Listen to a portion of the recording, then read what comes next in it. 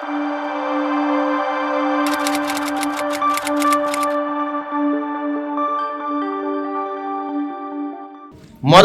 3 अध्याय 1 से लेकर 3 तक हम पढ़ेंगे। मैं फिर आराधनालय में गया। यीशु आराधनालय में गया। वहाँ एक मनुष्य था, वहां पे एक व्यक्ति था जिसका हाथ सूख गया था, उसका हाथ सूखा हुआ था। और वे उस पर दोष लगाने के लिए अब वहां पे कुछ लोग बैठे थे यीशु पर दोष लगाने के लिए उसकी घात में लगे हुए थे और मौका देख रहे थे। हाँ, कि देखें वह सब के दिन उसे चंगा करता है कि नहीं। और उस सबत का दिन था जिस दिन कोई भी काम करना नहीं चाहिए। तो कुछ लोग ताक में थे कि आज देखते हैं प्रभु व्यक्ति को चंगा करता है और हम इस पर दोष लगा सकें। पढ़िए। उसने सूखे हाथ वाले मनुष्य से कहा। तो यीशु इस बात को जानता था और उसने उस व्यक्ति को कहा जिसका हाथ सूखा है, बीच में खड़ा हो। आजा, तू सबके बीच में आके खड़ा हो जा। और उनसे कहा, और उसको खड़ा करके उन लोगों से बातें करने लगा जो इस पर दोष लगाने की ताक में है। क्या सबके दिन भला करना उचित है या बुरा करना, प्राण को बचाना या मारना? प्राण को बचाना या मारना। पर वे चुप रहे। किसी ने कोई जवाब ही नहीं दिया। उसने उनके मन की कठोरता से उदास होकर उनको क्रोध से चारों ओर देखा और उस मनुष्य से कहा, अपना हाथ बढ़ा। उसने बढ़ाया और उसका हाथ अच्छा हो गया। तब फरीसी बाहर जाकर तुरंत हेरोदियों के साथ उसके विरोध में सम्मति करने लगे कि उससे किस प्रकार नष्ट करें। यहां पे एक घटना को हम देखते हैं। यहूदी लोग आराधनालय में आराधना करते हैं। तो यीशु मसीह आराधनालय में जाता था, खासतौर उसके सबत के दिन, विश्राम का दिन है। पुराने नियम में प्रभु ने इजरायली लोगों को सख्त आज्ञा दी थी कि ये सबत का दिन तुम पवित्र मानना। 10 आज्ञा में भी एक आज्ञा है, सबत के दिन को क्या मानना है? पवित्र मानना। तो यहूदियों के लिए सबत का दिन बहुत ही महत्वपूर्ण है। तो आज भी उन लोग उस सबत के दिन को मानते हैं और उस दिन आराधनालय में उन लोग जाके वचन को पढ़ेंगे, मनन करेंगे, आराधना करेंगे। उसका नाम ही आराधनालय है। यीशु कहां गया था बताइए? आराधनालय में गया। कहां गया? आराधनालय। आराधनालय में क्या होना चाहिए? आराधना। किसकी आराधना? प्रभु की आराधना। हालेलुया। तो आराधना करने के लिए गए। यहां पे लोग इकट्ठे हुए हैं। यीशु भी आराधना करने के लिए गया है, पर वहां पे कुछ लोग हैं, उनकी नजर किसके ऊपर है? उनकी नजर किसके ऊपर है? यीशु के ऊपर। अभी यीशु बहुत ही प्रचलित है, मशहूर है, लोग यीशु को जानते हैं और जहां पर भी यीशु जाता है लोगों की भीड़ लग जाती है। हर जगह पर लोगों के मुंह में किसका नाम है? यीशु। यीशु ने ऐसा किया, यीशु ने वैसा किया, उसने यहां पे अंधों को आंखें दी, वहां पे गूंगे बोल रहे हैं, लंगड़े चल रहे हैं। लोगों के मुंह में किसका नाम है? यीशु का नाम है। हर जगह पर अद्भुत काम हो रहा है, चमत्कार हो रहे हैं, पर यह बात कुछ लोगों से सहा नहीं जा रहा है। बोला ऐसे छोड़ेंगे तो ये तो बढ़ता जाएगा, लोग इसके पीछे जाएंगे, हमारी बातों को नहीं मानेंगे। तो उस समय के कुछ धार्मिक जो नेता लोग हैं, यीशु उनके लिए चुभ रहा था। वो चाहते थे कि यीशु को किसी तरह से समाप्त करें। तो उसके ऊपर दोष लगाना है, दोष ढूंढना है। उनको मालूम है यीशु मसीह कहां आएगा, आराधनालय। मैं एक चीज आपको बताना चाहता हूं, यीशु परमेश्वर है या नहीं, प्रभु है या नहीं। आप बाइबल पढ़ के देखिए, जब तक प्रभु यीशु इस दुनिया में था इंसान के रूप में, एक भी सब्त का दिन यूं ही बैठा नहीं रहा, यूं ही जाके लोगों के बीच में चमत्कार नहीं किया। वो आराधनालय में गया। कहां गया? उस वचन को माना, उस वचन को माना कि सब्त के दिन को क्या करना, पवित्र मानना। और प्रभु यीशु मसीह उस सब्त के दिन पर वो आराधनालय में जाके प्रभु की क्या करता था, आराधना करता था। जरा सोच के देखिए, जब यीशु मसीह इस दुनिया में था, इस बात पर उसने ध्यान दी कि मुझे हर हालत में आराधनालय में जाना। वो बाहर जाके प्रचार कर सकता था, लोगों की भीड़ में जाके सुसमाचार सुना सकता था, वो तो रोज कर रहा है, तो सब्त के दिन भी कह सकता था। पर याद रखिए, अभी यीशु मसीह मर के जी नहीं उठा है।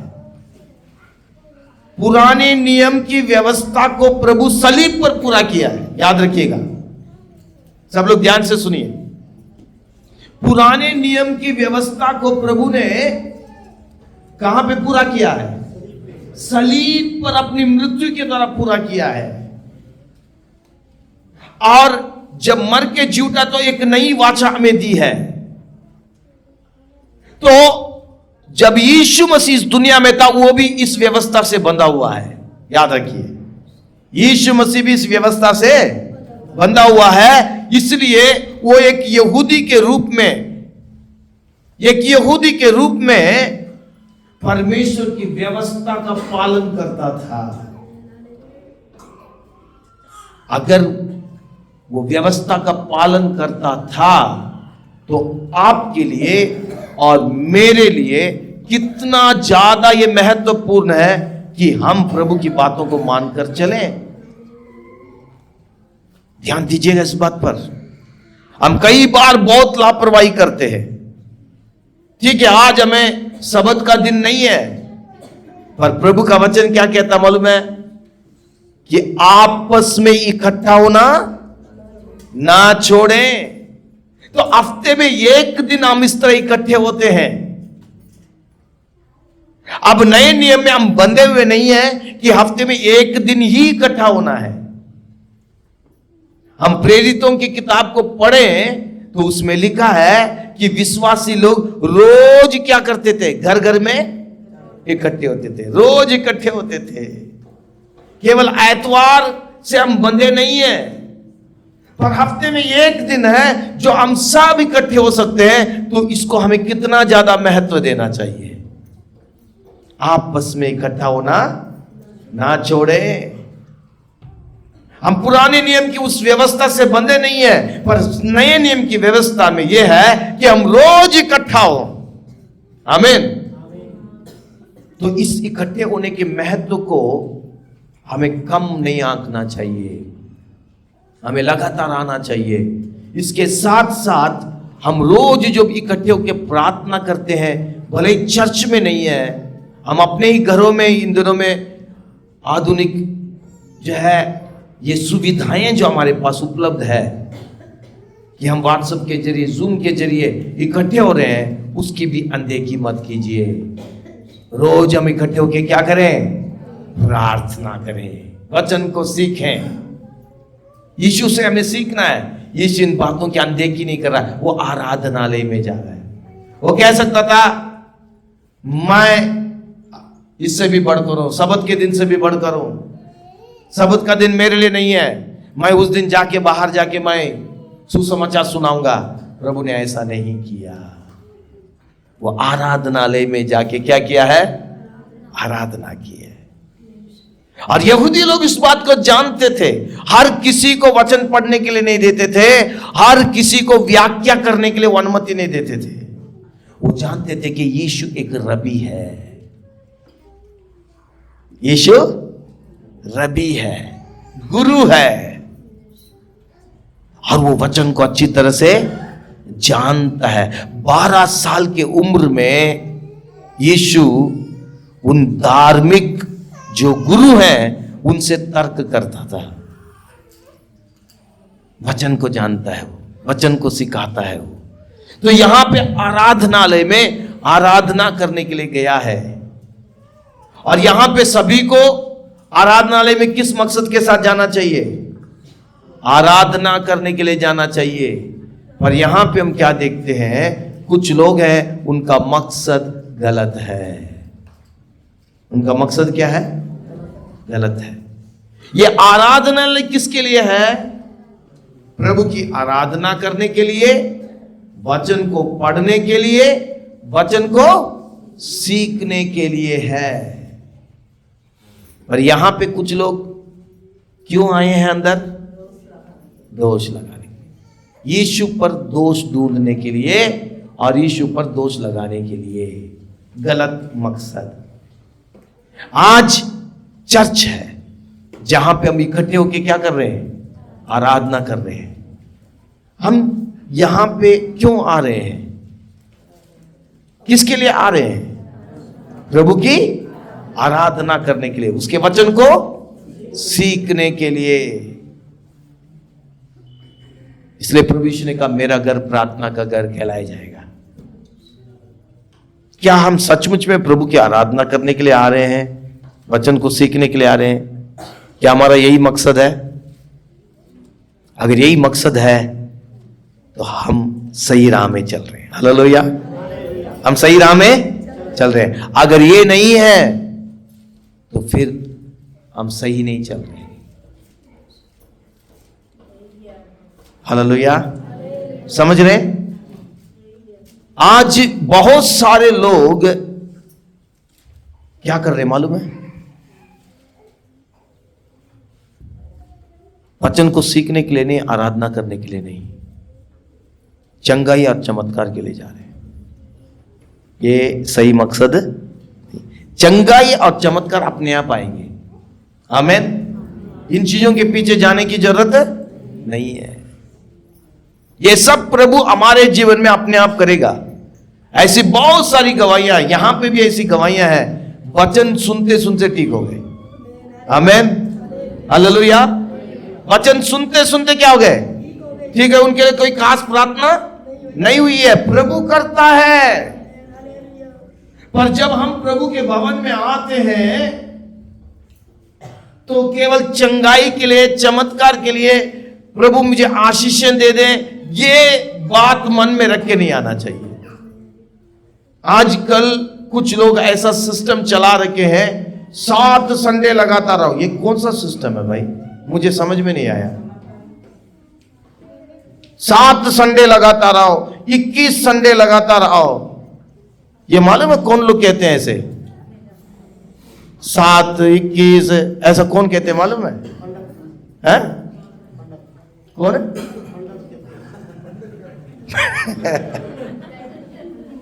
बाबा लोग कहते हैं। समझ रहे? आज कलीसिया के अंदर दूसरा तौर तरीका आ गया और कुछ लोग इसका पालन कर रहे हैं। आप लगातार 7 एतवार आओ, प्रभु आपके लिए अद्भुत काम करेगा। आहा, कहां का सिस्टम आ गया है? और 7 एतवार आएंगे, अद्भुत काम होगा, और 8वें एतवार गायब हो गया जी। हमारा काम हो गया है, हमारा मकसद हो गया है।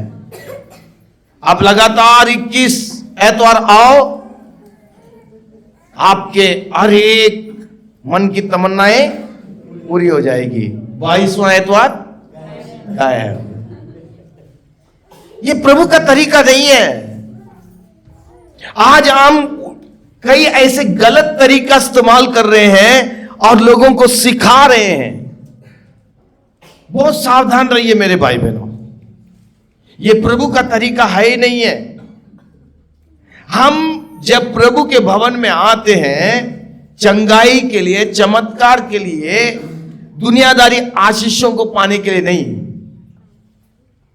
प्रभु की आराधना करने के लिए, प्रभु के वचन को सुनने के लिए, सीखने के लिए, प्रभु में बढ़ने के लिए वो होना चाहिए। जब वो होगा, याद रखिए प्रभु ने जो वचन दिया साल,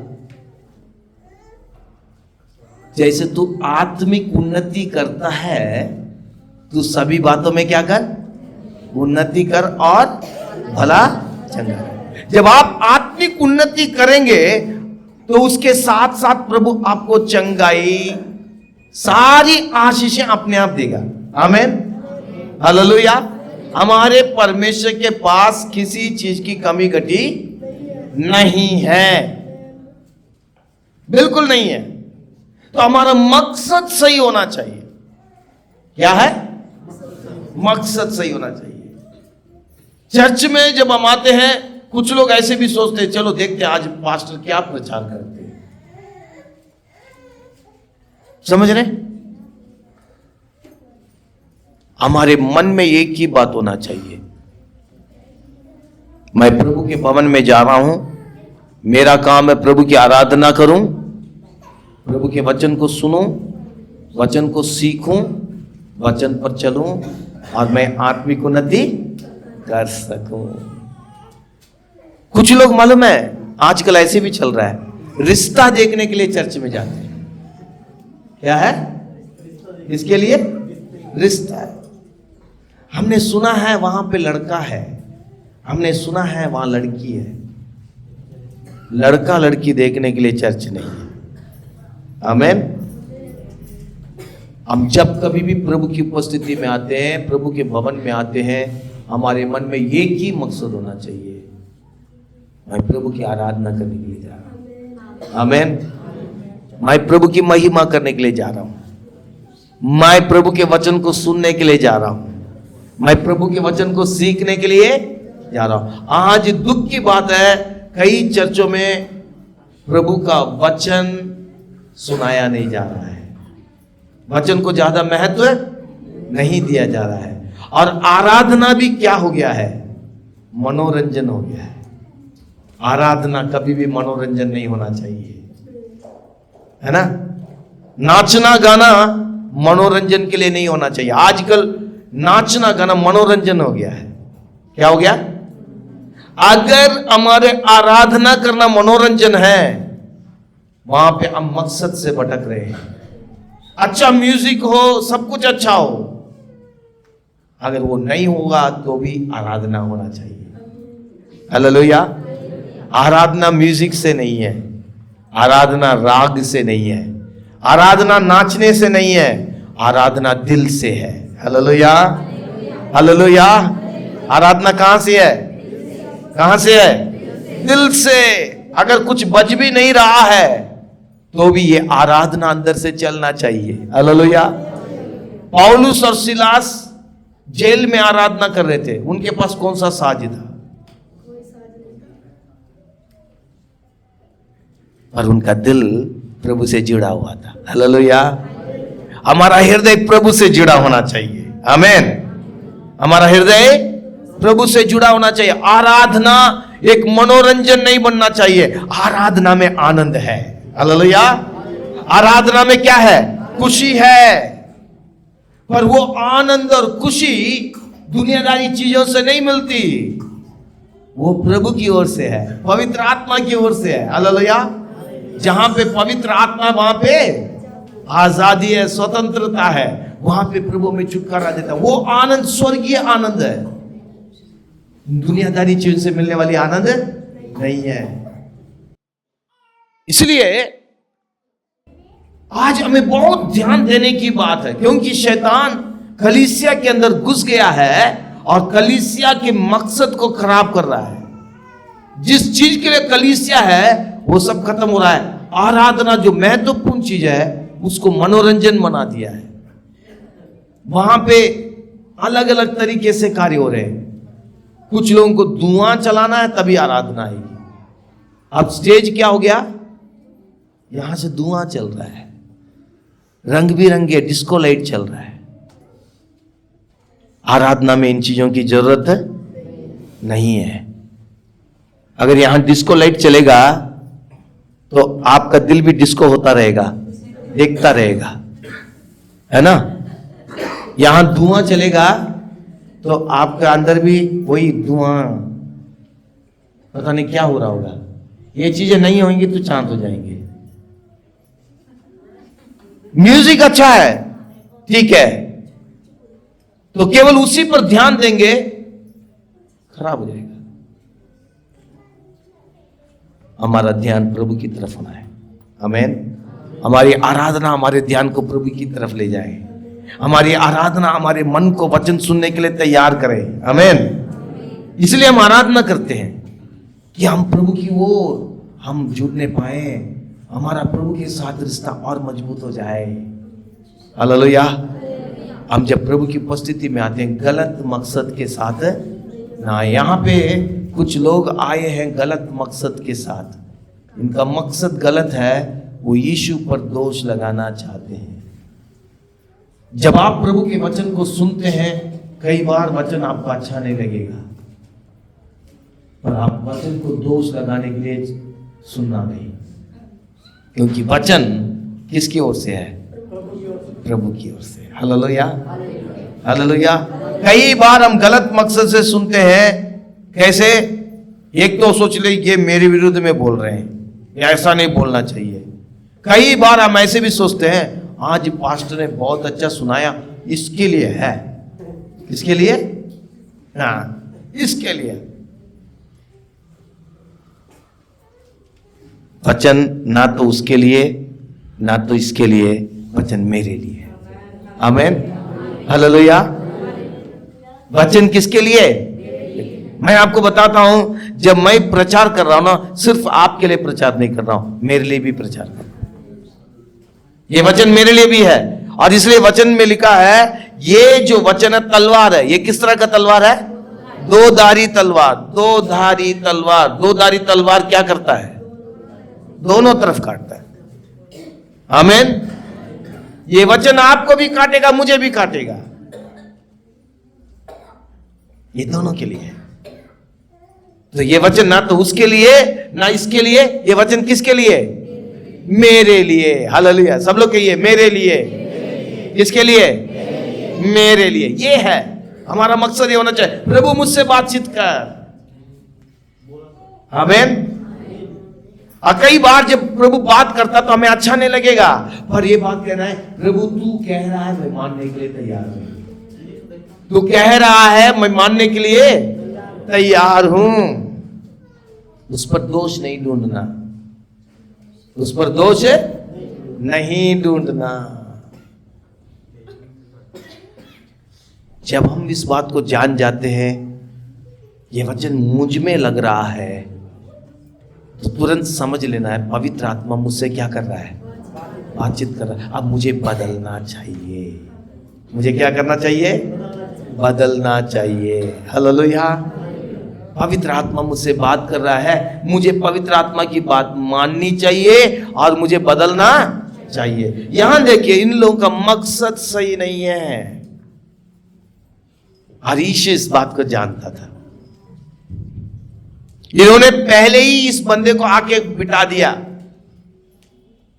उनको मालूम है यीशु आएगा तो चुपचाप नहीं रहेगा। किसी बीमार बंदे को देख के चुपचाप नहीं रहेगा, उसे रहा नहीं जाएगा। बीमार व्यक्ति को देखेगा तो क्या करेगा? चंगा करेगा, चाहे सबत का दिन हो, चाहे आराधनालय हो, चाहे कहीं पे भी हो।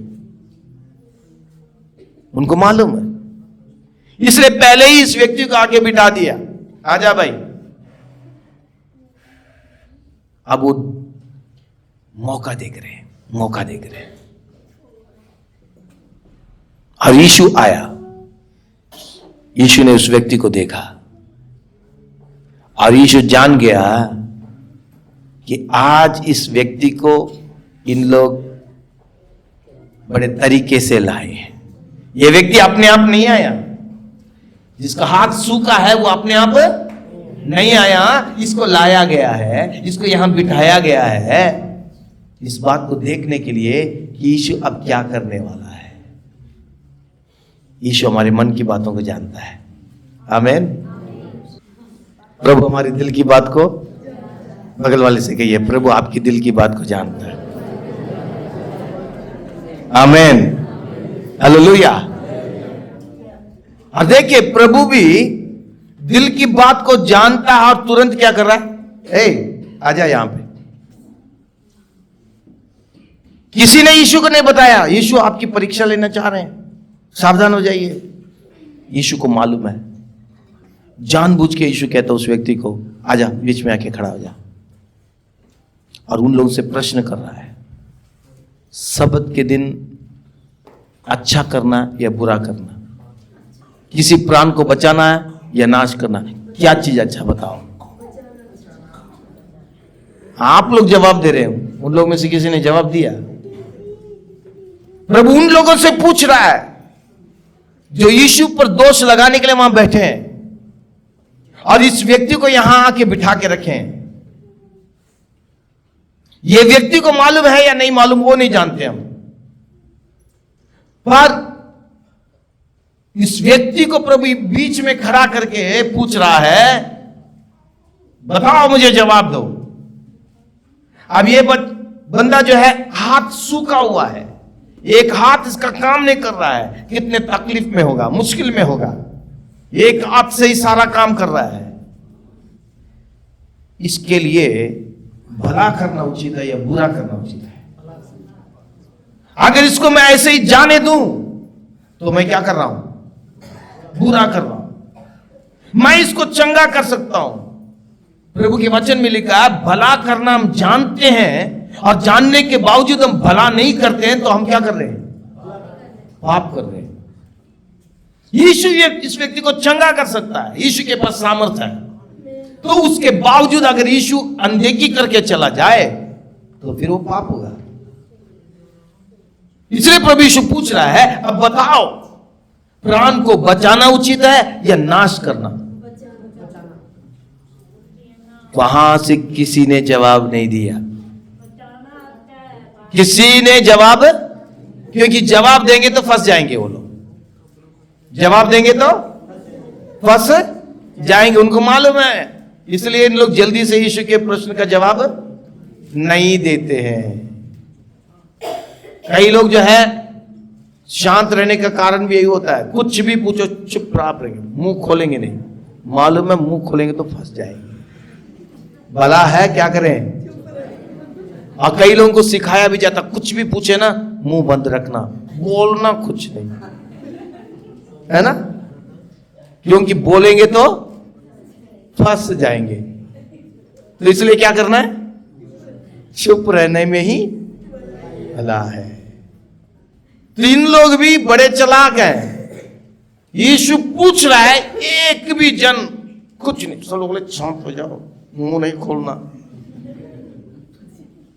सब लोग शांत है, कोई कुछ नहीं कह रहा है, ना हां कह रहा है ना नहीं कह रहा है। यीशु इन बातों को देखा, क्या लिखा मालूम है? 5वां वचन पढ़िए।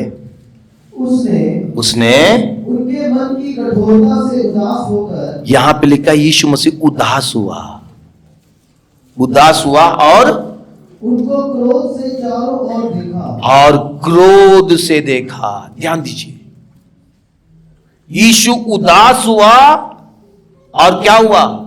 क्रोधित हुआ। कारण क्या है? उनकी मन की कठोरता।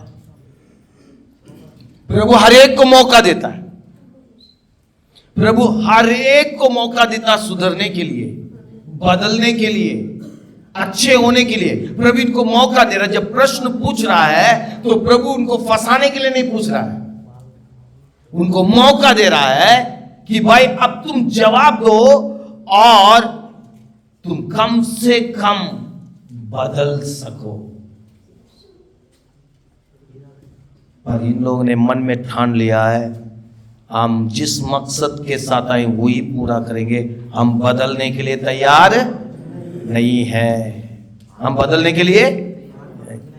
यह है मन की कठोरता। उस कठोरता को प्रभु ने देखा। ये बदलने के लिए तैयार नहीं है।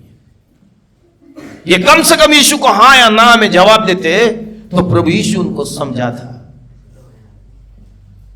पर वो बदलने के लिए तैयार नहीं है। हम जिस मकसद के लिए आए उसी को पूरा करेंगे। मेरे प्रिय विश्वासी भाई बहनों, प्रभु हम सबको मौका देता है। हर एक को एकदम न्याय नहीं करता, दोषी नहीं ठहराता। प्रभु हर एक को बदलने के लिए क्या करता है? मौका देता है, अच्छा मौका देता है। कई बार मौका देता है। मौके को मत गवाइएगा, मौके को मत गवाइए। आप कभी मत बोले मैं जैसा हूं वैसे ही रहूंगा। इन लोग कह रहे हैं हम जैसे वैसे ही रहेंगे, हम बदलेंगे नहीं। हम अपनी सोच नहीं बदलेंगे, हम अपने कामों को नहीं बदलेंगे, अपने व्यवहार को नहीं बदलेंगे, अपने चरित्र को नहीं बदलेंगे, अपने स्वभाव को नहीं बदलेंगे, अपनी हरकत को नहीं बदलेंगे। हम नहीं बदलेंगे। विश्वासी भाई बहन, प्रभु आपको अपने भवन में इसलिए लेके आया ताकि आपका जीवन बदल जाए। हालेलुया। दूसरा कुरिन्थियों का 3 अध्याय 18 वचन पढ़िए। वहां पे क्या लिखा है कि हमें क्या करना है मसीह जीवन में? पढ़िए। परंतु जब हम सबके उघाड़े चेहरे से सबके उघाड़े चेहरे से प्रभु का प्रताप इस प्रकार प्रकट होता है, इस प्रकार प्रकट होता है। देखिए, प्रभु का प्रकाश हमारे जीवन में प्रकट होता है जिस प्रकार दर्पण में तो प्रभु के द्वारा जो आत्मा है, प्रभु के द्वारा जो आत्मा है, हम उसी तेजस्वी रूप में, उस तेजस्वी रूप में, यीशु के उस स्वरूप में अंश अंश करके बदलते जाते हैं। अंश अंश करके क्या करते जाते हैं? बदलते जाते हैं। मसीह जीवन दिन पर दिन बदलते जाना है। हालेलुया। उन्नति की ओर बदलना है, यीशु के स्वभाव के रूप में बदलते जाना है। हालेलुया। हमारे आत्मिक जीवन में उन्नति होना चाहिए।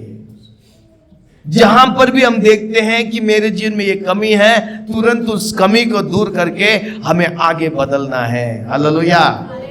बदलने के लिए हमें तैयार होना है। आमीन। कितने लोग कहते हैं मैं बदलने के लिए तैयार हूं? बुराई में नहीं, किसमें? अच्छाई में। हालेलुया। किस में बदलना है? हमारे बुरे स्वभाव बदलते जाए। जो मसीह यीशु में है क्या है? नई सृष्टि है। पुरानी बातें बीत गए, अब क्या हो गया है? नया हो गया है। हमारे पुराना स्वभाव, शरीर का स्वभाव, पाप का स्वभाव सब बदलते जाए, बदलते जाए, बदलते जाए और मसीह के समान बनते चले जाए। आज सबसे बड़ी खतरनाक चीज क्या मालूम है? आज मसीह लोग कैसे बदल रहे मालूम है? दुनियादारी लोग जैसे, उनको देखते उनके जैसे ही बदल रहे हैं, उनके जैसे दिख रहे हैं। अच्छे अच्छे लोग बिगड़ रहे हैं। दुनिया का प्रभाव उनके ऊपर ज्यादा है। क्यों? वो किसको देख रहे हैं ज्यादा? दुनिया को देख रहे हैं, दुनिया के फैशन को देख रहे हैं, दुनिया के पैसे को देख रहे हैं, दुनिया के तौर तरीके को देख रहे हैं, दुनिया के लोगों को देख रहे हैं। और उसको देखने के द्वारा क्या हो रहा है? जिन लोग भी उसके समान ही क्या हो रहे हैं? बन रहे हैं। वचन क्या कहता मालूम है? हमारी नजर कहाँ होना चाहिए? यीशु की ओर। हमारे विश्वास को शुरू करने वाला और उसको पूरा करने वाले को देखते हुए हमें क्या करना है? आगे बढ़ना है। तो हम यीशु को ही देखते रहेंगे तो क्या होगा बताइए? हमारे मन में आएगा मुझे यीशु के समान बनना है, यीशु के समान बनना है, उसके समान बनना है, उसके समान हलीम बनना है, उसके समान प्रेमी बनना है, उसके समान पवित्र बनना है। आज आपकी आंखें कहां पे हैं?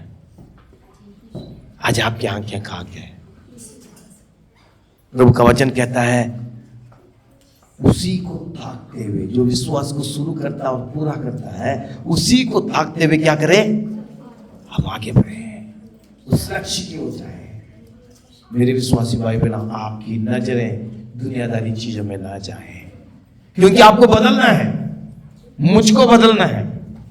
तो आपको और मुझको बदलना है तो आपको और मुझको इस नजर को कहां लगाना है? मसीह की ओर, उसी की तरफ हमारा ध्यान हो और वहीं पे हमारा लगन हो और हम दुनिया की परवाह नहीं करेंगे। और जब आपकी नजरें दुनिया की तरफ चली जाएगी, आप मसीह की परवाह नहीं करेंगे। आप बाइबल लेंगे, पढ़ेंगे, प्रार्थना करेंगे, बोलेंगे मैं समर्पण के साथ चल रहा हूं, पर आप प्रभु के वचन के अनुसार नहीं चलेंगे।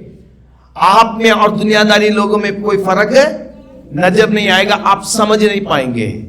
एक वचन को पढ़ के समाप्त करना चाहता हूं, अच्छे से हम जानते उस वचन को पढ़ेंगे, रोमियो उसका 12 अध्याय उसका 1 और 2 वचन। इसलिए हे भाइयों,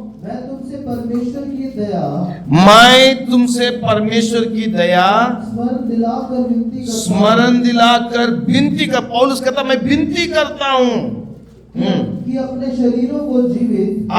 शरीरों को क्या करो? जीवित और पवित्र और परमेश्वर को भाता हुआ। याद रखिए, शरीर को जीवित, पवित्र और परमेश्वर को भाता हुआ बलिदान करके चढ़ाओ। इसको चढ़ाना है वेदी में। यही तुम्हारी आत्मिक सेवा है। यही आत्मिक सेवा, अंग्रेजी में लिखा है स्पिरिचुअल वर्शिप, आत्मिक आराधना है ये। इस संसार के सदृश ना बनो, परंतु तुम्हारे मन के नए होना। क्या होना है? मन क्या होना है? बताइए। मन नया होना है। यह है बदलावट, यह है बदलावट। मन दिन बर दिन क्या होना है? नया होना। पहले जैसे नहीं होना, हमें बदलते जाना है। हालेलुया। किसकी समानता में? मसीह के समानता में। दुनियादारी लोग जैसे नहीं, मन के नए हो जाने से तुम्हारा चाल चलन भी बदलता जाए। हमारा चाल चलन क्या हो जाए? बदलता है। जब हमारा मन बदलता है, चाल चलन बदलता है, स्वभाव बदलता है, हमारी बातें बदल जाती है, सोचें बदल जाती है और हम किसके समान बनते हैं? मसीह के समान। आगे क्या लिखा पढ़िए? जिससे तुम परमेश्वर की भली और भावती और सिद्ध इच्छा अनुभव से मालूम करते रहो। हालेलुया। अनुभव से आप प्रभु की सिद्ध इच्छा को जानना शुरू करते हैं। आपको सिखाने की जरूरत नहीं पड़ेगी, आप अपने आप जान जाएंगे कि प्रभु की मर्जी क्या है, प्रभु की इच्छा क्या है, वो मुझसे क्या चाहता है। ये अनुभव से आपके जीवन में ये अनुभव बनना है। हालेलुया। ये कब होगा मालूम है? आप जब इस वचन को सीखेंगे, इस वचन को सही तरीके से सीखेंगे तो आप प्रभु की सिद्ध इच्छा को जानेंगे। भली, भावती और सिद्ध इच्छा। भली माने अच्छी, भावती माने मन को पसंद करने वाला, और सिद्ध माने जिसमें कोई कमी नहीं है। यह है वो सिद्ध इच्छा जो प्रभु की आपके लिए, मेरे लिए। तो आप सही ढंग से चलते जाएंगे ना, आपके जीवन में परिवर्तन आता जाएगा, तो जानते जाएंगे। आज मसीह समुदाय में प्रभु की इच्छा को लोग जान नहीं पा रहे हैं, उसकी मन की बात को समझ नहीं पा रहे हैं। और सबसे खतरनाक चीज क्या है? हम कुछ ना कुछ करते हैं और हम बोल देते यही प्रभु की मर्जी है, और प्रभु को भी कह देते प्रभु ऐसा ही कर। हम अपनी इच्छा हम अपनी इच्छा के अनुसार प्रभु को ना बदलें, प्रभु की इच्छा के अनुसार हम अपने आप को बदलें। हालेलुया। प्रभु की इच्छा के अनुसार अपने आप को बदल ले। आइए हम प्रार्थना करें। Glory to God. हमें बदलना है। प्रभु का मन बहुत ही दुखी है क्योंकि इन लोग बदलने के लिए तैयार नहीं। उनके मन की कठोरता को देख के प्रभु दुखी और क्रोधित है। मेरे विश्वासी भाई बहनों, आज प्रभु हमको देख के दुखी ना होने पाए, ना क्रोधित होने पाए।